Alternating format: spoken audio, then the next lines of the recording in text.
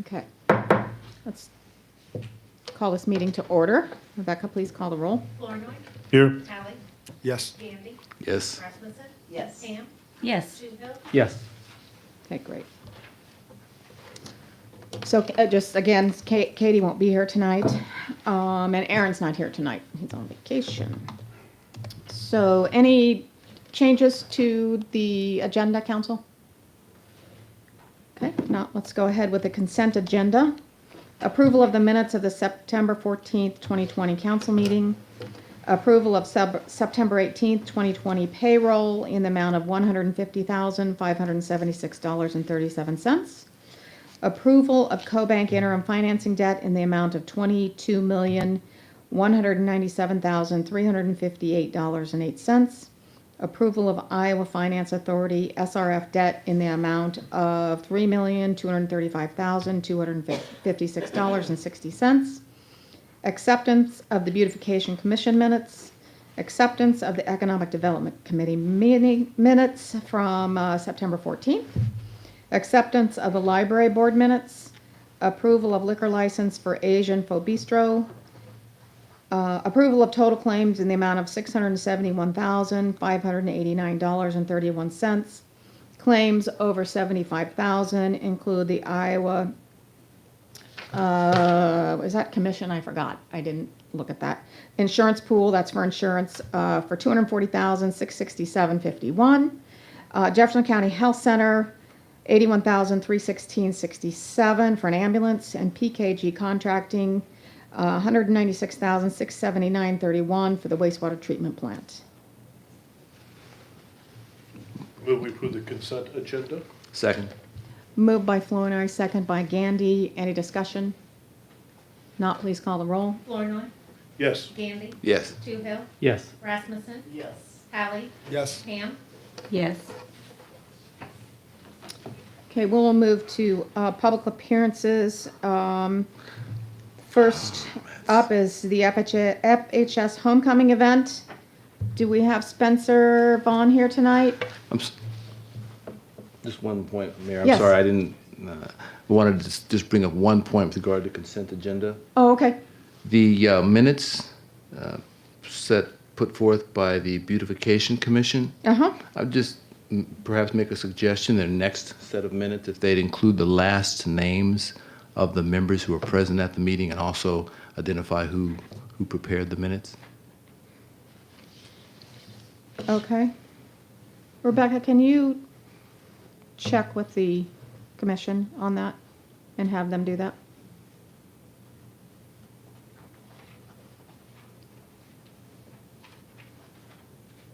Thanks, Paul. Okay.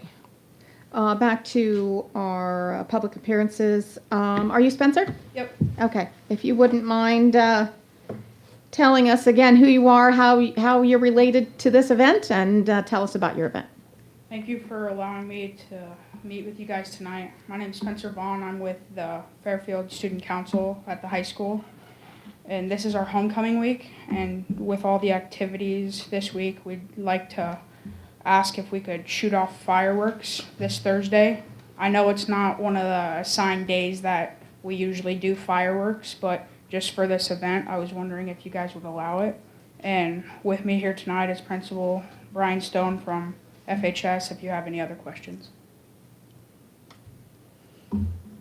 Where would they be set off from? Just on school grounds. On the back side of the building, not near the building, so it'd be on the other side of the football field. Does your dad know about this? Yes, there will be firefighters there to assist if needed. Yeah, that was my question, what were going to be the safety precautions? Yep. And you've been doing this every year. So this is not new. It is not new. Okay. About what time are you going to start? The event starts at 7. I would anticipate probably around 8:15, 8:30, somewhere in there. How long do you think the show will last? Oh, it won't be A few minutes? correct. Okay. Less than 5. It's the first time I've heard about this. So I move approval. Okay. Second. It's been moved by Flournoy, second by Toohill. Any other discussion? All those in favor say aye. Aye. All those opposed, same sign. Okay, passed unanimously. Good luck, and be careful and be safe. Safe fun. Thank you. Thank you. Okay, Terry Baker, is she here for Scarecrow Trail? Good evening, Council. I am here tonight representing the Convention and Visitors Bureau and the event that we are hosting called The Gathering, a Trail of Scarecrows.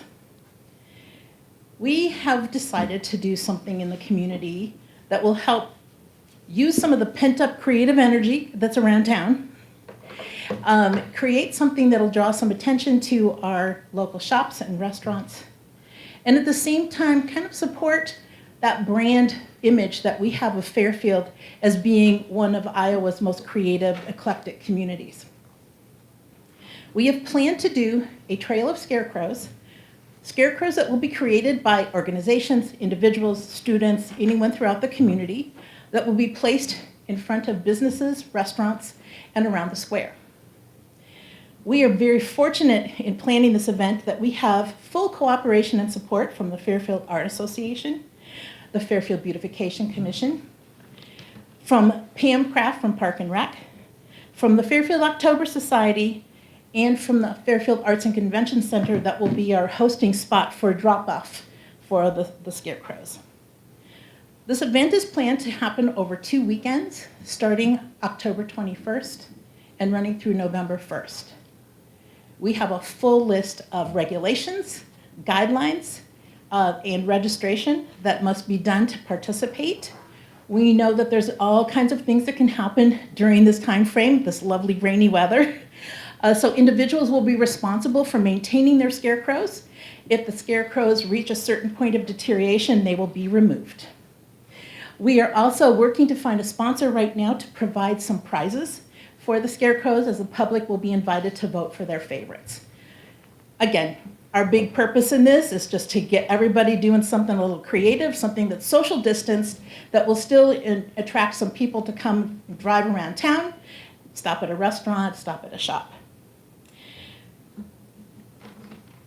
I would like to take a moment and introduce you to our celebrity scarecrow that is going to be our first established scarecrow on the trail. Joe Exotic has decided to join us tonight.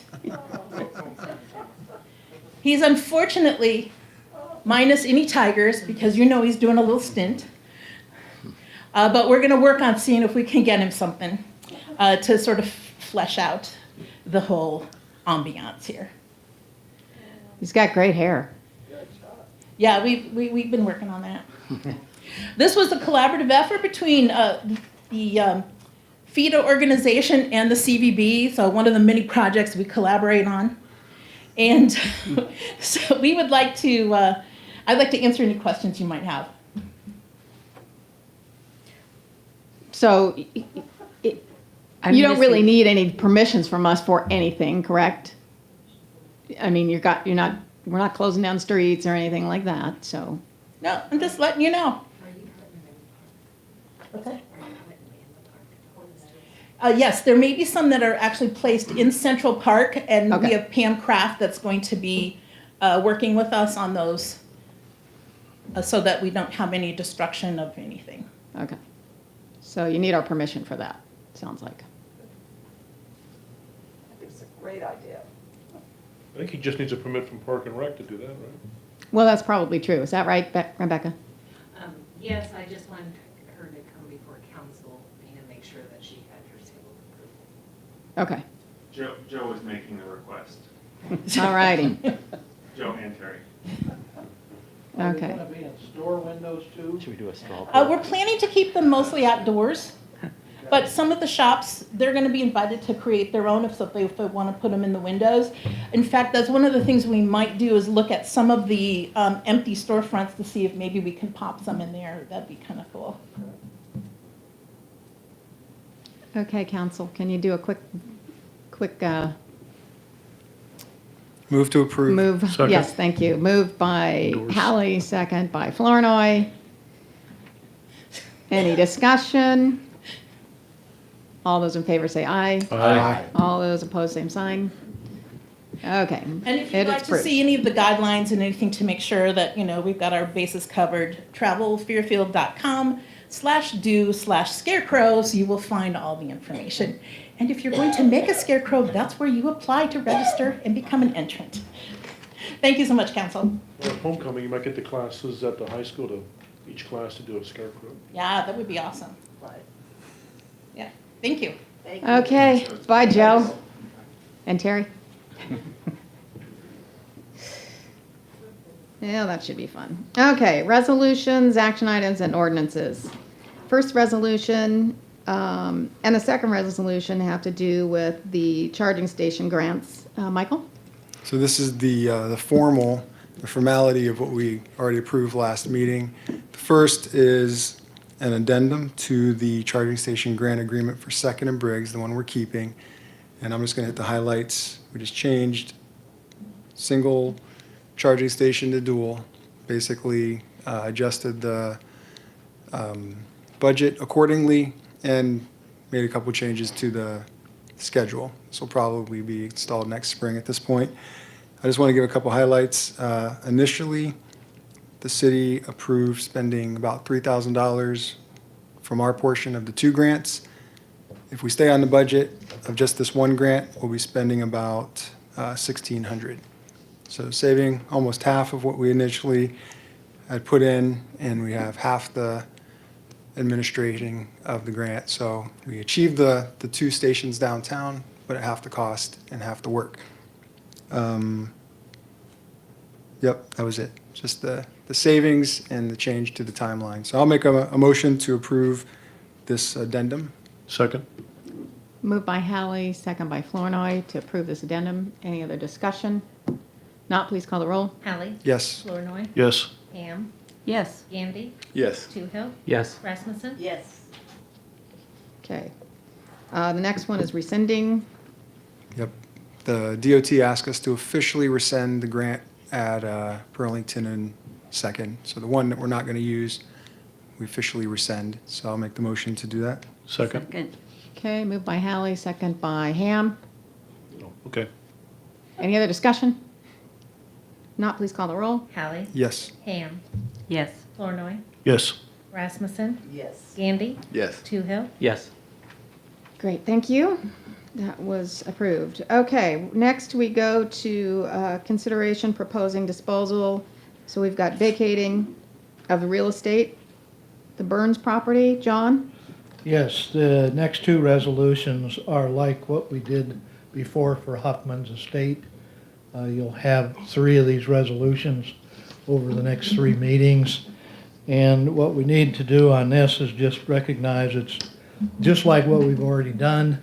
We did an exchange to swap out slightly different description easement, and we're giving back the part of the easement they'd previously given us that we don't need.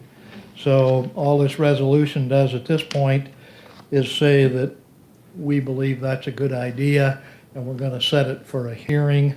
And we need you to pick a date, I guess a couple of dates in October. Either one of them will work as far as our 4 and 20 notice rule, but if you would determine a date in October to have the hearing on vacating, and then that resolution, if you vacated at that time, we'll set a time for disposing, which is a different part of the code, but you'll then pick a date for a hearing on that, and then we'll finalize it with our third resolution. So that's what we got. If the map attached to this, if you look at that, you'll see that there's a square in there on the Bynres. It's a former easement that's vacated, and then there's a couple of dark spots that are the current easement that we're keeping from them. So we're just going to give back that box that has baby crosses in it that's labeled vacated easement. So I move we set a public hearing to vacate this piece of property on the Burns estate, or Burns property, Okay. for October 13th, 7 o'clock. Okay. Moved by Flournoy, Second. second by Ham. Any other discussion? Not, please call the roll. Flournoy, Yes. Ham, Yes. Toohill, Yes. Gandy, Yes. Rasmussen. Yes. Hallie, Yes. Okay, now we have the next one on the Simons property. Next one, if you look at the map, is on the Simons property, and it's got a bigger vacated easement area, but then it's got the currently used easements that are shown in dark. Hopefully that's clear enough to explain what we're giving back, and it's exactly the same process we just described. So if you want to think about that for the same hearing date in October, that'd be great. So moved. Moved by Flournoy, second by Rasmussen. Okay. Any other discussion? Not, please call the roll. Flournoy, Yes. Rasmussen, Yes. Toohill, Yes. Gandy, Yes. Ham, Yes. Hallie, Yes. Okay, thank you. Both approved unanimously. Under the mayor's report, just have a couple things. The Multicultural Committee did meet this last week, and they got to introduce themselves, and they're going to start getting themselves organized. And hopefully we'll have minutes at the next meeting from one of the members. They were going to put the minutes together. Aaron and I have had a couple meetings regarding our residential tax abatement program that we have here. We met with some contractors and some landlords. And then we also, last week, had a meeting with Josh Larrabee of FIDA. And one of the things that has really come out of both these meetings is wanting the Economic Development Committee to reconvene again on the abatement program. And then Aaron, I think, would like to share some information that had come out with that. So, Didn't we just review that last fall? I think we did. In the last year or two, it seems like. Yeah, we came back and we said it was working fine, but we'll take another look if there's Yeah. a reason. What's the issue? Yeah, what's the, well, I think it's potential that we might have some movement in developing housing. Really, that's an interest, particularly from FIDA. It's an issue to get more housing. And so where are the pain points? Where are the stopping points? And so one of the issues is the length of the tax abatement program that we have. It's shorter than some other places. And so, again, I know you just did it, but Aaron would really like to have another discussion about it.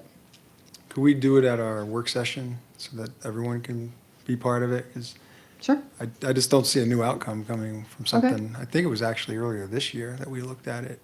So basically, they want us to enrich the incentive. Potential, attractive. possibly. So, yeah, we can add it to the work session. Yeah. Okay. That way you get more input. Okay.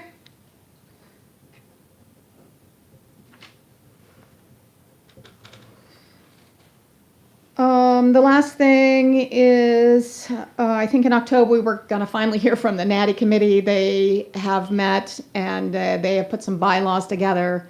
And so we should be hearing from Ron Blair in one of our meetings here in October. So we're looking forward to that, just to give you an update, because we thought we might hear from them in August, and it's taken a little bit longer. And they've gotten more formally organized. And anyway, so I think it'll be a good meeting when they come. They have some good news for us.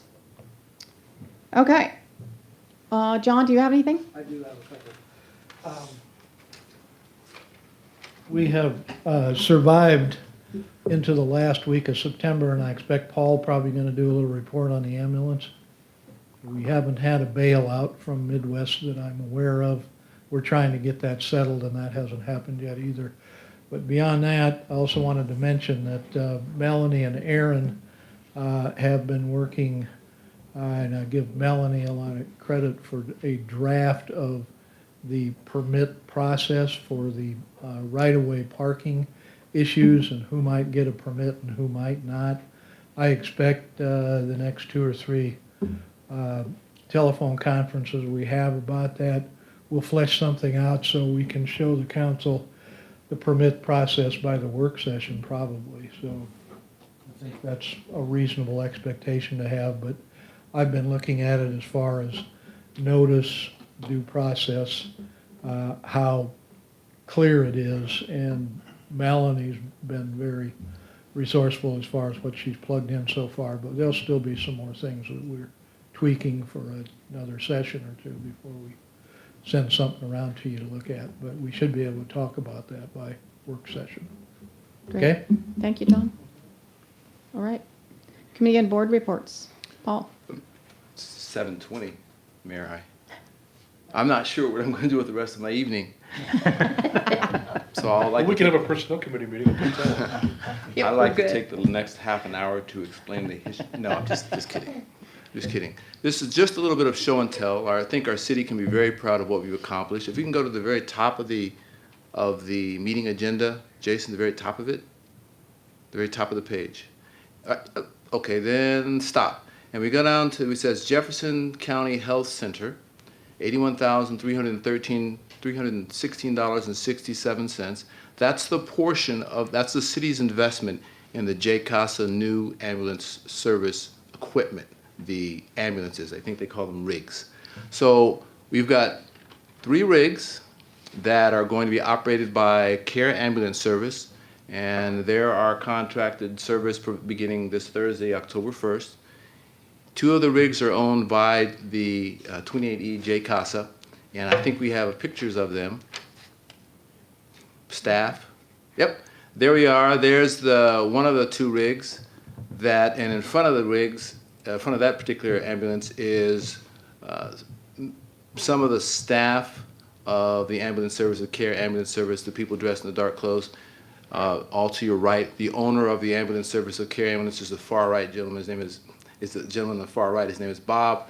And then there's the 3 members of J CASA currently. There's myself on the far left, Lee Dimmitt, County Supervisor, and Julie Greason, who represents the Jefferson County Health Center and also is the chair of J CASA. We took this picture Thursday, last Thursday, I believe, or Thursday before that. And so during this time, and at that time, Care Ambulance was very busy outfitting the building right behind where the ambulance is pictured, outfitting it, turning it into both living quarters, and in the back of the building, turning it into a place to actually store the 3 ambulances that they'll be operating. That building actually was purchased from FEDA, and to my embarrassment, I didn't know that FEDA had a second industrial park. If you know, it's south of town. If you go, it's south of the Jefferson County Health Center, just under the bypass. First turn on your left, and they have a nice building there. We know about that building. Now I know where it is. But if you keep driving a little bit further, what direction is that? North? You find another house, which is where the ambulance service is going to be located. Those are very good ambulances.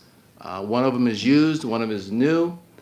Even the used one has been quite nicely refurbished. The equipment is first rate. That's actually the used ambulance. It's the new ambulance that was actually in the shop that day. Go figure. But on October 1st, they'll both be fully operational.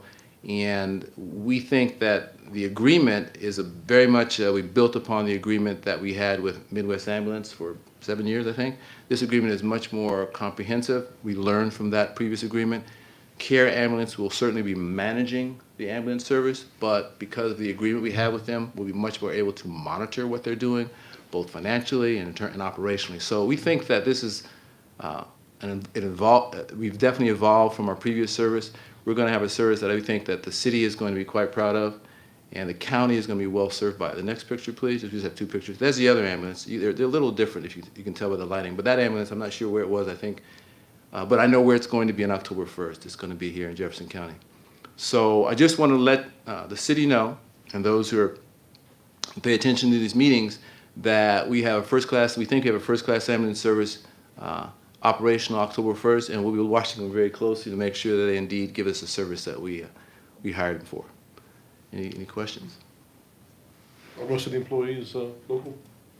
Are most of the employees local? I think so, yeah. For the owner, I tell you, the owner, Bob, I think he lives in Iowa City, but he's going to be he's going to man some of the rotations. So Most of them are local, I do believe, but they're going to make sure whether they're coming from Iowa City and wherever, they're going to be fully staffed. Great. Yeah. Great. Thank you for all your hard work on that. I know it was not an easy task. Okay. Any other committee reports not listed? Okay. Administrator and department reports. Melanie, you're going to talk about the project updates. Yes, good evening. So on the wastewater department side of things, a lot of movement over the last month. On step 2, the contractor Maxwell Construction has laid a majority of the trunk line. I forgot to look it up, but I believe it's about 5 miles of sewer from Lamson Woods to Badgett Drive. All but 100 feet of that has been laid, which that was our goal, to get that all complete by October 1, so that we can get off of a couple pieces of property, and they will meet that. There'll still be several months of cleanup, testing, making connections. The section along at the east end of Low and Forest Park still needs to be constructed, but a big milestone to get the main trunk installed. And then on the wastewater treatment plant side of things, as shown in the consent agenda, we closed the construction loan and did some refinancing of earlier loans for that project. The shipments of the clarifiers that we've been waiting on for 9 months, those pieces started to arrive last week and will continue to come over the next month. And the contractor will be working on installing those and doing the final installation, demolition and installation, and hopefully close out the project by the end of the year. On Highway 1, I don't have any new information regarding the design to report. The DOT is still looking at the option of leaving South Junction Road open, so when we have information on that, we will bring that back to council. Patches Park, I also don't have much new information. If you've been by there, they have some of the verticals of the pergola up, but the progress is still slow, and we're encouraging the contractor every chance we can, and that's about all we can do at this point. On the fire station, Klinger and Associates came last week and met with myself and Aaron and Scott Vaughan. They talked about the needs of the current department as well as expected growth for any services, and we also used the comprehensive plan to talk about potential growth of the city. While they were here, they also reviewed the 5 sites that we discussed. In general, when we got done with the meeting, the architect asked me if there was any flat land in Fairfield. I said, not that doesn't have a building on it. So, I think that we made the right choice of getting someone in and looking at all of the different nuances of each property, and the grading is going to be a concern on pretty much all of the sites. So we'll wait until November to see some final estimates on each of the sites as far as what it would cost to put the fire station there. They had very good input on the existing DOT buildings as far as conditions. Originally, we had discussed about keeping the east building and tearing down the west building. The architect was very impressed with the condition of the west building versus the east building. So again, they're going to be looking at the details of that and providing a recommendation. But so it was a very good site meeting, and they will be getting back to us with a report in November. And then lastly, I wanted to report that the 28E between the city and the county regarding Crow Creek Bridge has been signed by both parties. The official ownership of the bridge has been transferred to the city's name in the DOT system, and last Friday we submitted the application for the grant funds. So now we just sit back and wait to see if we get any grant money this cycle. We do have several years left in the bridge expected life, so we gave ourselves a couple cycles in order to perhaps get the grant dollars, but we will know after the first of the year whether we got any this round or not. And that is all for tonight. Any John, questions?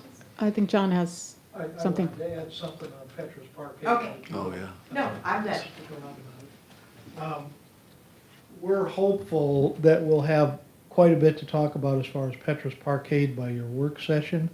There's some stuff going on right now as far as the north wall of the Islas building.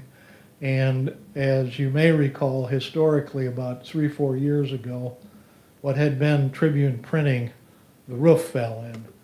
And that wall over there that remains has been surface coated so that they can put a better stucco waterproofing coat on it.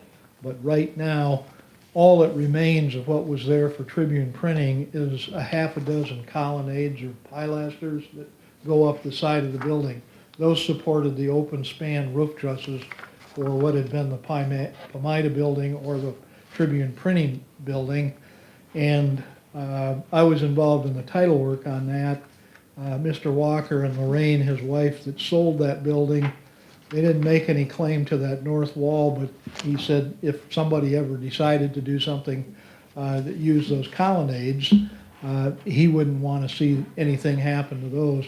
But right now what's going on is we're trying to fix something as far as the crease along the surface, which is basically a, what do you call it, terrazzo? Yeah. Base that was the floor of that building is going to be the floor of the parkade. But where it comes up against the north wall of Isla's, there's kind of a seam that lets water go down the foundation sidewall. And she has 3 rooms that get wet when it rains very much. Plus there's a couple storm drains that need to be plugged. Plus there's water that probably comes down that side wall that's not completely waterproofed yet. So it's a sticky issue because we're going to be invited to accept title to that building as a gift courtesy of the Stanley family and Alex Stanley, the husband of the late Petra Stanley, and we're going to be asked to do that with a pass-through from the Greater Jefferson County Foundation, which is going to kind of double assure that it is a tax-deductible gift that we accept. But before we accept it, we may have to put some conditions back on it. We don't get this wall situation figured out. So right now, I think we're going to get an agreement that the wall is Isla's to deal with, but then we're going to put in something called a French drain, which will take the water that gets to that seam through perforated pipe all the way west to the alley and down the alley to a manhole at the center intersections of the storm sewer over there. And we being the contractor that Alex Stanley's hired, not the city. Right, that's all gonna get fixed before we are asked to accept it, is our general understanding. So at the same time, this is a wonderful gift.